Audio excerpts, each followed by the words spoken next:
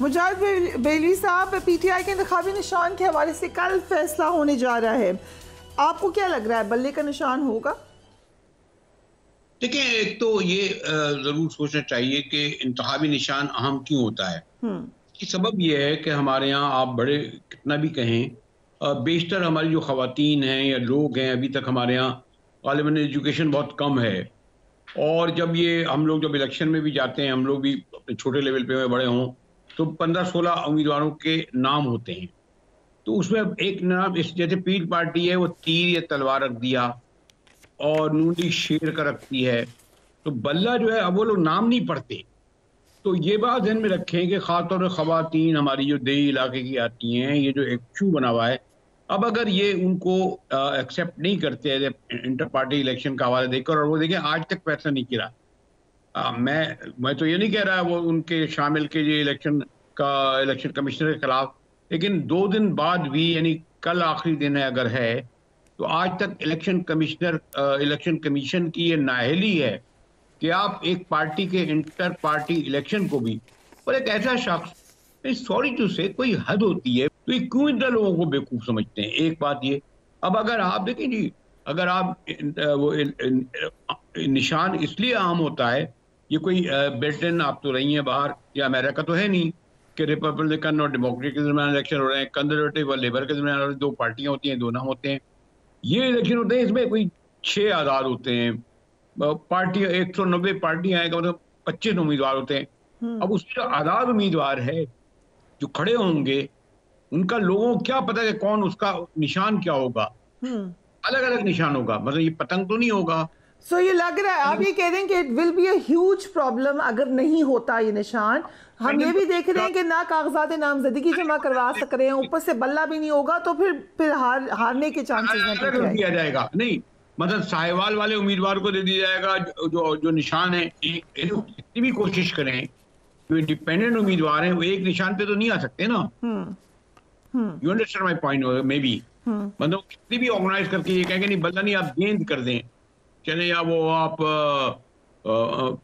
दें जैसे कोई, यानी अगर कप्तान ने इसी वाले से कहा था ना कि बल्ला नाम होता था, तो अगर आप रखेंगे तो मतलब ये कि जो सैकड़ों की तादाद में नॉमिनेशन पेपर होंगे, बल्कि हजारों हो जाएंगे ना। अगर 593 सूबाई की हैं, 204 कौमी की हैं, और इनके लिए एक एक पर अगर 10-10 उम्मीदवार हुए, तो अगर आपके पास 50 उम्मीदवार हुए, तो असल मकसद उनका ये है कि एक तरह इस तरह आउट कर दें आप, और इंडिपेंडेंट के लिए इस्टेब्लिश करना कि ये हमारे उम्मीदवार हैं। खासतौर पर जो वोटर जाएगा, आप बहुत इंडियर गई होंगी वहां, उन्हें इतना नहीं होती, हर एक न टीवी देखता है न, तो मकसद ये है कि वो तमाम कोशिशें की जा रही हैं, और ये अफसोसनाक अमर है। उनको ये नहीं समझना चाहिए आज जो कुछ इस्लामाबाद में हो रहा है, आपको और मुझे, मैं आप उस पर गुफ्तगू करें ना करें, लेकिन अभी थोड़ी देर पहले मैं देख रहा था कि लाखों लोग उसको सारी दुनिया में देख रहे हैं, और इस पर बड़े उनका ख्याल है कि हमारे यहाँ खवातीन, चाहे आप हों या कोई सिंधी हो या बलोच हो, बड़े काबिल एहतराम हैं। राइट। तो उनके लिए हम नहीं बात कर पा रहे। जब ठीक है बरेली साहब, बलूचिस्तान के हवाले से आपको तो बहुत अच्छी तरीके से इल्म है, आपने उस पर लिखा भी है। बलूचिस्तान में लगा एक वक्त में, मियाँ साहब वहाँ तशरीफ़ ले गए कि शायद नून की तरफ इंकलिंग होगी। ऑन रिकॉर्ड कहा पीपल्स पार्टी ने कि हमसे वादा था कि ये लोग हमारी तरफ आएंगे, लेकिन फिर ये शायद नून की तरफ जाना शुरू हो गए हैं। अब हमने देखा कि फॉर्मर इंटीरियर मिनिस्टर इस्तीफ़ा दे के चले गए हैं पीपल्स पार्टी में। सो अब बलूचिस्तान आपको क्या लग रहा है, किस तरफ जा रहा है? अगर एक मुझे, क्योंकि आपने अगर तहम्मुल से एक बात सुन ली अयूब साहब की, ये मुझे बताइए, जब ये कहते हैं 9 महीने हो गए हैं और आप खातून भी हैं, 8 महीने हो गए, 8 महीने बाद भी जब तमाम केसों में ये खातून बरी हो जाती है, उसके बाद जब होने के बाद उन्हें जब गिरफ्तार किया जाता है, तो वो MPO जो भुट्टो साहब के आइन का था, उसके तहत नजरबंद किया गया था और जिन्हें कोयटा भेजा गया। मैं खातून का नाम ले लूं, खदीजा शाह का। मकसद ये है कि अगर ये कहते हैं कि वाकई उन लोगों ने करा, उनके कहने पर करा, उन्होंने किया, हम तो कहते हैं उनको सजा दिया जाए।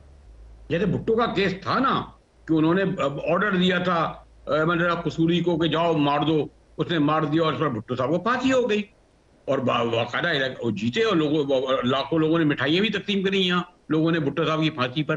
मेरा सिर्फ कहना ये कि 9 मई के वाक़े के जो जिम्मेदार उन्हें करें, लेकिन एक खातून के बारे में अगर आप 6 माह बाद भी ये साबित ना कर सकें कि उन्होंने किया था, उसके बाद अब रिहाई के बाद कितने, मैं कह रहा हूँ ना, एमपीओ समझिए ना, ये नुक्से अमन का खतरा है फरिया इदरीस से कि कहीं गड़बड़ ना कर दें, तो एक रिकॉर्ड साफ रखें। और पीपल्स पार्टी का मामला ये है कि बेगम नुसरत भुट्टो साहिबा ने उनको बेटा कहा था, जो साहब वो जो कर रहे थे, फिर सीनियर मिनिस्टर बनी थी बेगम भुट्टो, फिर मुर्तजा भुट्टो को उन्होंने एक्सेप्ट किया। एक साल बाद मुजाहिद साहब, हसन अयूब ने एक उसका तरीका भी बताया, उन्होंने कहा जहां पे आपने अटैक किया उधर ही अपना सीज फायर करें। तहरीक इंसाफ वाले भी मुसलमान हो जाएंगे 1 साल बाद, ये सब मुसलमान हो जाएंगे 1 साल बाद, तहरीक इंसाफ वाले भी, जिन पर ये इल्जाम 9 मई का लग रहा है।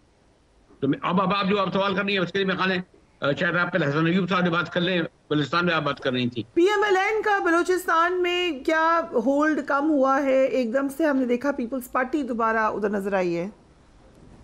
देखिए, एक तो ये फरिया जो सरफराज बुख्ती का शामिल होना बड़ा सरप्राइज है, मेरे लिए जरा कम है, क्योंकि सरफराज बुख्ती के जो वालिद थे गुलाम कादिर बुख्ती, ये नवाब अकबर खां के जमाने में पीपल्स पार्टी के हुआ करते थे। और नवाब अकबर खां की दहशत इतनी थी कि उन्होंने उन तमाम औरतों को निकाल दिया था जो उनके मुखालिफ थी, जो कलपर थे, और बाकायदा उन्होंने सर पे कुरान रख के गई थी, फिर भी अकबर बुख्ती ने उन्हें माफ नहीं किया। और ये सब लोग, गुलाम अकबर जो गालिबन सरफराज बुख्ती से बहुत छोटे होंगे, इन सबको मुल्तान में रहना पड़ा था। तो इनकी जो रूट्स हैं, जो कबाल, वो तो खैर मुझे पता है कहाँ है, आपको भी पता है, लेकिन उनकी अगर पीर पार्टी में शमूलियत पर मुझे ज्यादा हैरानगी नहीं हुई कि उनके वालिद जो थे गुलाम कादिर बुख्ती, वो पीपल्स पार्टी में थे। और फिर जो उन्होंने ये फैसला किया है कि वो सुबह असम्बली का इलेक्शन लड़ेंगे, तो लिविंग प्लेइंग फील्ड के लिए गालिबन ये चाहा जाता है कि अगर पंजाब आप नवाज शरीफ को दे रहे हैं तो जरदारी साहब को भी मुतमईन करने के लिए बलूचिस्तान उनको दे दें, सिंध दे दें। तो लिविंग प्लेइंग फील्ड ये हो रही है। अब केपी पे जरा झगड़ा है कि जेयूआई को कितना दिया जाए, एएनपी को कितना दिया जाए, पीपल्स पार्टी को दिया है, और हाँ थोड़ा तहरीक इंसाफ को कितना दिया जाए। तो ये थोड़ा सा ये एक बात बता दूं, सॉरी टू से फरिया, थोड़े बहुत आप मुझे जानती हैं, मैं सहाफत का, सियासत बहुत तालिब इल्म अभी तक समझता हूँ, लेकिन मैं ये समझता हूँ कि गेम प्लानर इस खुशफहमी है, गलतफहमी में है कि जो सियासी मंजरनामा बता रहे हैं बाकी लोग सब बेवकूफ हैं, क्योंकि इन लोगों ने सियासत पढ़ी नहीं है। जो आप लोग, जो बहुत सारे लोग, जो बाहर के लोग होते हैं, सियासत एक साइंस है।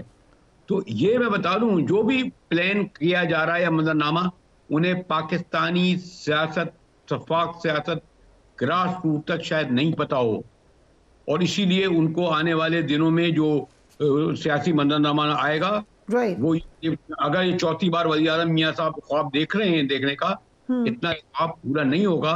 और बलूचिस्तान में, जैसे मैंने कहा ना, सरकार का फैसला एक बहुत बड़ा सिग्नल दे रहा है